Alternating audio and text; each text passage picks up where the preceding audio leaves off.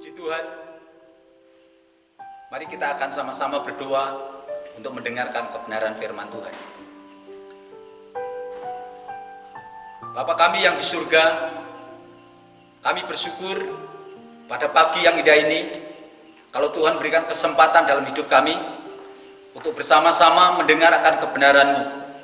Urapi setiap kami dan urapi akan hamba-Mu, sehingga apa yang keluar dari lidah bibir hamba-Mu biarlah semata-mata hanya kebenaran firman Tuhan. Terima kasih Tuhan, kami sambut firman-Mu dalam nama Tuhan Yesus Kristus. Haleluya, amin.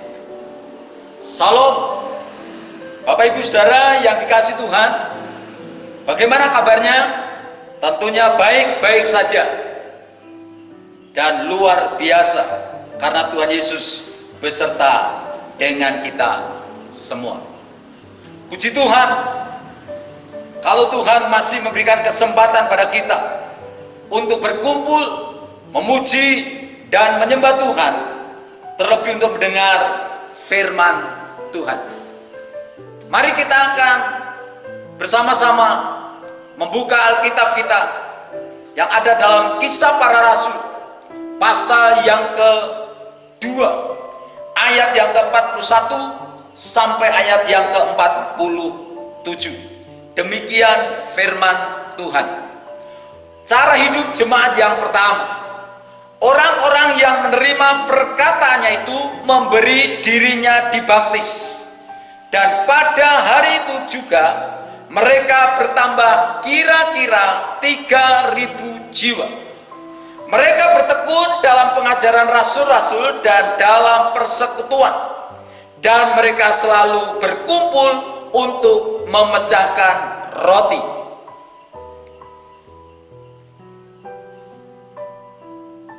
Maka ketakutan mereka semua, sedang rasul-rasul itu mengadakan banyak mujizat dan tanda-tanda. Dan semua orang yang telah menjadi percaya telah bersatu, dan segala kepunyaan mereka adalah kepunyaan bersama. Dan selalu ada dari mereka yang menjual harta miliknya, lalu membagi-bagikannya kepada semua orang sesuai dengan keperluannya masing-masing. Dengan bertekun dan dengan sehati mereka berkumpul tiap-tiap hari dalam bait Allah. Mereka memecahkan roti di rumah masing-masing secara bergilir dan makan bersama-sama dengan gembira dan dengan tulus hati sambil memuji Allah, dan mereka disukai semua orang, dan tiap-tiap hari Tuhan menambahkan jumlah mereka dengan orang-orang yang diselamatkan. Saudara, inilah pembacaan firman Tuhan. Dan firman Tuhan pada pagi ini, firman Tuhan diberi judul yaitu erat dalam kasih persaudaraan. Saudara, seorang yang percaya kepada Kristus sebagai Tuhan dan Juru Selamat digabungkan dalam sebuah keluarga.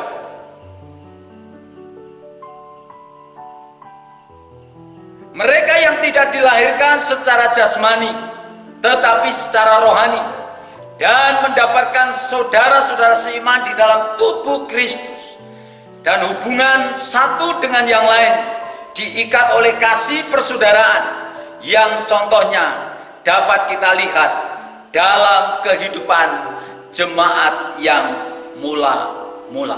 Saudara, dan jemaat yang mula-mula itu, mereka saudara selalu hidup rukun, selalu hidup bertekun dalam pengajaran. Oleh sebab itu, apa yang telah kita baca itu akan kita rangkum menjadi 3 bagian.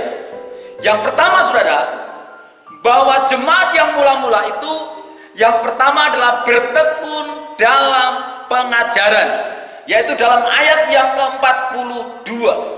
Mereka bertekun dalam pengajaran rasul-rasul dan dalam persekutuan, dan mereka selalu berkumpul untuk memecahkan roti dan berdoa. Saudara, apa yang diajarkan para rasul merupakan ajaran Yesus yang telah mereka terima terlebih dahulu.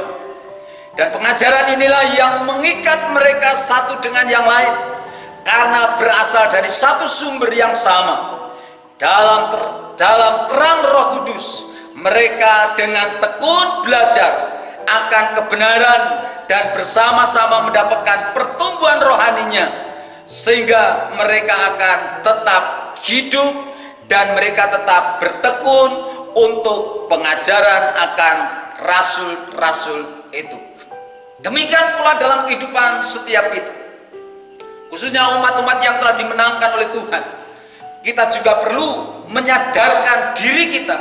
Kita perlu bertekun dalam pengajaran Tuhan, yaitu kebenaran firman Tuhan, yang terus kita pelajari, yang terus kita renungkan dalam kehidupan kita, sehingga firman itu akan mendapat tempat dalam kehidupan kita, dan firman itu terus mengalir dan mengalir dalam kehidupan kita, sehingga kita terus akan hidup bertekun di dalam Tuhan.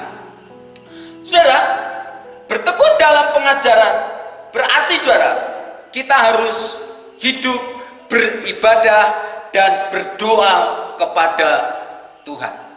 Nah, oleh sebab itu kita perlu menyadari akan keberadaan kita, akan kehidupan kita, sehingga saudara, kehidupan kita menjadi umat Tuhan, umat yang telah diciptakan oleh Tuhan, umat yang telah dibawa oleh Tuhan, yang telah ditebus oleh Tuhan, dan kita selalu akan hidup untuk bertekun di dalam pengajaran para rasul, seperti yang telah dimulai dari rasul-rasul di dalam Kisah Para Rasul pasal yang kedua ayat yang ke-41 sampai 47 ini, sehingga kita akan merasakan betapa indahnya jikalau kita ini untuk bersama-sama dengan Tuhan, dan kita akan hidup terus bertekun dalam pengajaran, sehingga kita akan menikmati berkat-berkatnya Tuhan. Ini saudara, poin yang pertama, sehingga kita akan terus merenungkan apa yang Tuhan terus nyatakan dalam kehidupan kita. Dan poin yang kedua, saudara, setelah kita bertekun dalam pengajaran, saudara, kita akan bertekun dalam pemberian. Saudara, bertekun dalam pemberian ini, saudara, kita tahu, kita percaya melalui ayat kebenaran firman Tuhan yang kita akan baca di dalam ayat yang ke-44 dan ayat yang ke-45. Dan semua orang yang telah menjadi percaya tetap bersatu, dan segala kepunyaan mereka adalah kepunyaan bersama, dan selalu ada dari mereka yang menjual harta miliknya lalu membagi-bagikannya kepada semua orang sesuai dengan keperluan masing-masing. Saudara, sangat eratnya kasih persaudaraan dalam jemaat mula-mula juga dinyatakan dalam kepemilikan. Mereka tidak diikat oleh sifat pelit. Sifat pelit itu berarti seperti kikir, ya. Dan tidak mau berbagi atau hanya maunya untuk diri sendiri. Tetapi sebaliknya, mereka bermurah hati untuk saling membagi. Mereka memberikan milik mereka untuk dinikmati dalam kebersamaan sesuai keperluan masing-masing. Saudara yang dikasihi Tuhan, memberi itu sebetulnya bukan hanya sekedar uang. Seringkali orang hanya kalau dibilang pemberian itu pasti uang. Tetapi saudara, di sini memberi, saudara, itu bisa dikategorikan yaitu memberi nasihat, menasihati, ya. Memberi pertolongan, ya, menolong. Ya, kalau ada yang susah kita tolong, kalau ada yang baru kekurangan kita tolong. Kita memberikan penghiburan, bahkan kita memberikan tumpangan. Mungkin ada yang orang yang mau berpergian, tapi mereka mungkin kemalaman. Kalau kita sudah kenal, kita harus berikan tumpangan dalam kehidupan mereka. Mungkin memberikan arahan atau petunjuk dan lain sebagainya yang sifatnya untuk membangun dan memberi jalan keluar bagi orang lain. Tetapi saudara, di dalam Kisah Para Rasul pasal yang kedua ayat yang ke-41 dan 4 sampai 47 ini saudara, ini ditunjukkan atau diberikan, Rasul ini memberi dalam bentuk uang. Karena dikatakan menjual harta milik mereka. Berarti kalau menjual harta milik mereka, mungkin ada tanah, mungkin ada mobil, dan dijadikan uang, dan itu dibagikan menurut keperluan mereka masing-masing. Ini jemaat yang mula-mula, yang hidupnya bertekun dalam pemberian. Demikian pula dalam hidup setiap kita. Kita orang-orang yang telah ditebus, kita orang-orang yang telah percaya Tuhan, kita orang-orang yang telah diberkati oleh Tuhan, kita pun perlu memiliki sifat hati, yaitu pemberi. Atau kita ini menjadi seorang pemurah. Kita ini harus menjadi seorang yang tidak pelit, tidak kikir, tetapi kita selalu akan membagi-bagi berkat yang Tuhan telah diberikan dalam kehidupan kita. Kalau di depan tadi saya berkata memberi bisa memberikan nasihat, pertolongan, penghiburan, tumpangan, bahkan arahan atau petunjuk. Tetapi saudara, lebih baiknya kalau di hari-hari ini, kalau kita melihat kanan kiri kita, depan belakang kita, mungkin mereka ada yang banyak, ada yang berkekurangan, mungkin mereka ada yang berkesusahan, mungkin mereka ada yang dalam keadaan yang tidak nyaman. Itu saudara perlu kita bantu. Apa yang bisa kita bantukan pada mereka? Yang pertama-tama saudara, kita harus memberikan apa yang ada dalam hidup kita. Saudara, di sini apa hambatan utama untuk memiliki sikap hidup berbagi atau memberi? Apa yang menjadi hambatan dalam kehidupan kita? Memberi bukan harus kita kaya dulu. Memberi bukan harus kita ini punya dulu. Tetapi memberi itu saudara harus memiliki sikap hati dalam hidup kita. Kalau kita memiliki sikap hati untuk memberi, meskipun kita hidup dalam kekurangan, maka kita akan terus berusaha bagaimana kita akan memberikan sesuatu kepada orang lain. Kalau kita menunggu punya dulu, kalau kita menunggu kaya dulu, kalau kita menunggu lebih dulu, kapan kita lebihnya? Kapan kita akan kayanya? Saudara, manusia tidak ada yang puas dengan kekayaan. Manusia tidak akan puas dengan apa yang mereka miliki. Saya seringkali melihat ada orang yang punya sapi satu, dia mau punya sapi dua. Ada orang yang punya motor satu, mereka akan punya motor dua. Mereka punya mobil satu, mereka akan punya mobil dua. Dengan arti kata saudara, manusia tidak puas dengan apa yang mereka miliki.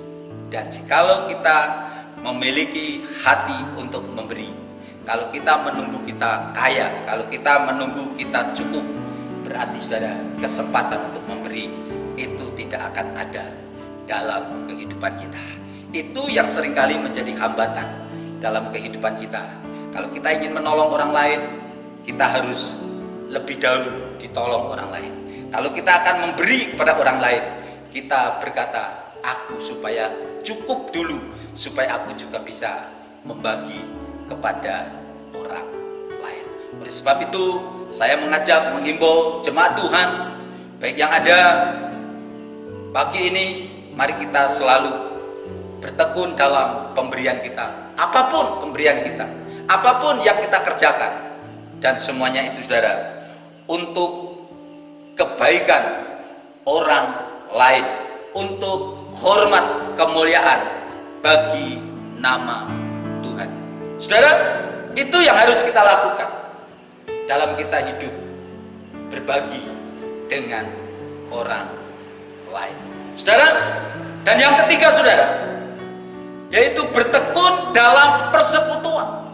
Saudara, bertekun dalam persekutuan artinya saudara, ada dua tempat yang menjadi pusat persekutuan gereja mula-mula, adalah bait Allah dan rumah masing-masing. Ya. Jadi kalau di dalam bait Allah mungkin sudah ditentukan, dijadwal. Tetapi di rumah masing-masing secara bergilir ini saudara, itu dinamakan kelompok-kelompok kecil atau dikatakan komsel yang ada dalam kelompok-kelompok kecil itu. Dan mereka berkumpul saudara, bukan hanya sekedar makan bersama, tetapi mereka berkumpul untuk bersehati, berdoa dan memuji Allah. Dan kasih persaudaraan yang erat memungkinkan setiap anggotanya untuk saling menjaga, saling menguatkan, dan berkumpul dalam persekutuan yang erat. Artinya persekutuan yang erat itu saudara, yang diikat dalam kasih Tuhan, yang diikat dalam persaudaraan di dalam Tuhan. Yang tadi dikatakan bahwa kita ini sudah dilahirkan bukan secara jasmani, tetapi kita ini telah dilahirkan secara rohani dan mendapat saudara-saudara seiman di dalam tubuh Kristus. Nah, oleh sebab itu kalau kita ini terus akan menunjukkan akan kasih Tuhan dalam kehidupan kita untuk bersekutu dengan Tuhan, beribadah kepada Tuhan, baik ibadah di kelompok-kelompok sel, baik ibadah umum, baik ibadah di kelompok-kelompok remaja, ibadah di kelompok-kelompok sekolah minggu. Mari saudara, kita terus menyadarkan hidup kita, menyadarkan diri kita untuk terus bertekun dalam persekutuan seperti yang telah dilakukan oleh para rasul yang disebut kisah para rasul ini, yaitu rasul-rasul yang telah menjadi percaya kepada Tuhan itu. Sehingga saudara, ayatnya dikatakan demikian, ayat yang ke-46 dan 47, dengan bertekun dan dengan sehati mereka berkumpul tiap-tiap hari dalam bait Allah. Mereka memecahkan roti di rumah masing-masing secara bergilir dan makan bersama-sama dengan gembira dan dengan tulus hati sambil memuji Allah, dan mereka disukai semua orang, dan tiap-tiap hari Tuhan menambahkan jumlah mereka dengan orang yang diselamatkan. Saudara, bukti kasih Tuhan, jikalau kita ini tetap bertekun dalam persekutuan Tuhan, maka di situ saudara, pertumbuhan gereja Tuhan, ya, pertumbuhan gereja Tuhan itu akan kelihatan begitu nyata. Ya, mungkin bertumbuh bukan dikatakan 1 menjadi 2, 2 menjadi 4, 4 menjadi 8, 8 menjadi 16, atau mungkin 16 jadi 23 atau 22. Tapi kita melihat pertumbuhan jasmani, rohani jemaat Tuhan yang ada.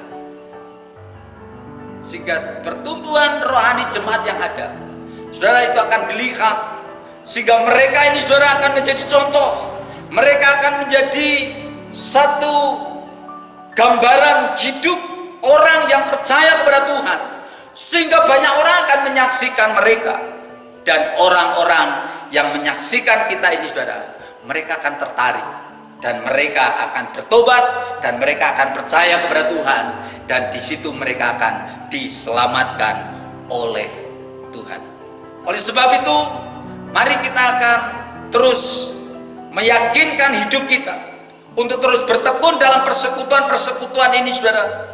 Sehingga melalui persekutuan-persekutuan ini, maka gereja Tuhan akan diubahkan.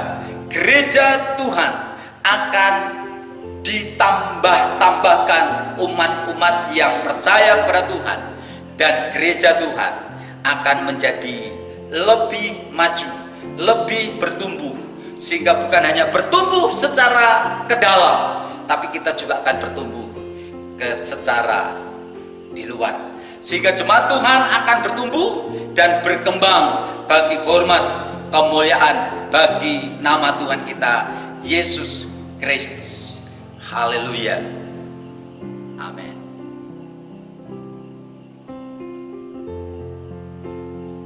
Mari kita berdoa untuk kebenaran firman Tuhan.